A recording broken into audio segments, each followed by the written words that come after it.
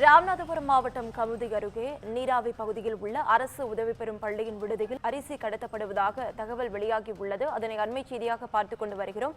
இதுகுறித்த முழு விவரங்களை வழங்க செய்தியாளர் சிவகுமார் நம்முடைய இணைப்பில் காத்திருக்கிறார். சிவகுமார், வணக்கம். விவரங்கள்.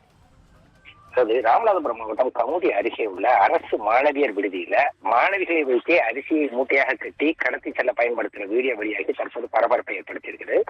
ராமநாதபுரம் மாவட்டம் கமுதி பக்கத்துல நீராவி அரசு உதவி பெறும் பள்ளின்னு ஒரு பள்ளி இருக்குதுங்க. இந்த பள்ளியில படிக்கும் மாணவிகளுக்காக அங்கு சீர் மரபினர் மாணவிகள் விடுதி ஒன்று செயல்பட்டு இருக்கு. இதுல 30க்கும் மேற்பட்ட மாணவிகள் வந்து தங்கி படிச்சுட்டு இருக்கிறாங்க.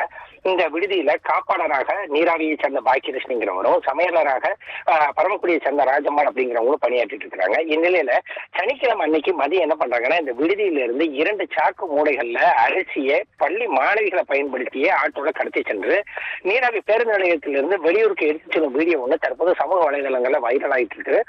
ஒவ்வொரு வாரமும் இதே போல அரிசி வந்து சாக்கு மூடைகளை கட்டி வெளியூருக்கு எடுத்து செல்லப்படுறதாகவும் அதிகாரிகள் இது குறித்து அவ்வப்போது ஆய்வு செய்யணும்னு சொல்லி கோரிக்கை விடுத்த நிலையிலையும் இந்த வீடியோ எடுத்தவர் என்ன பண்ணிருக்கிறாருன்னா, ஏற்கனவே இந்த மாதிரி எல்லாம் பிரச்சனைகள் நடக்குது, அதனால இங்க உடனடியாக நடவடிக்கை எடுக்கணும் அப்படின்னு சொல்லி புகார் தெரிவிச்சிருக்காங்க அப்படின்னு சொல்லி சொல்றாரு.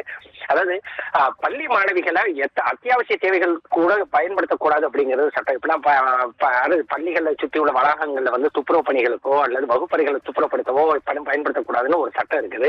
ஆனா இதையெல்லாம் மீறி படிக்கிற மாணவிகள், அங்க தங்கி இருக்கிற மாணவிகளை பயன்படுத்தியே அரிசியை கடத்தி அதன் அடிப்படையில் வருமானம் பார்க்கக்கூடிய இந்த இருவரை விடுதி காப்பாளர் பாக்கியலட்சுமி உள்ளிட்ட இருவர் மீதுமே மாவட்ட கல்வித்துறை உடனடியாக நடவடிக்கை எடுக்கணும் அப்படின்னு சொல்லி அந்த மக்கள் கோரிக்கை விடுத்திருக்கிறாங்க.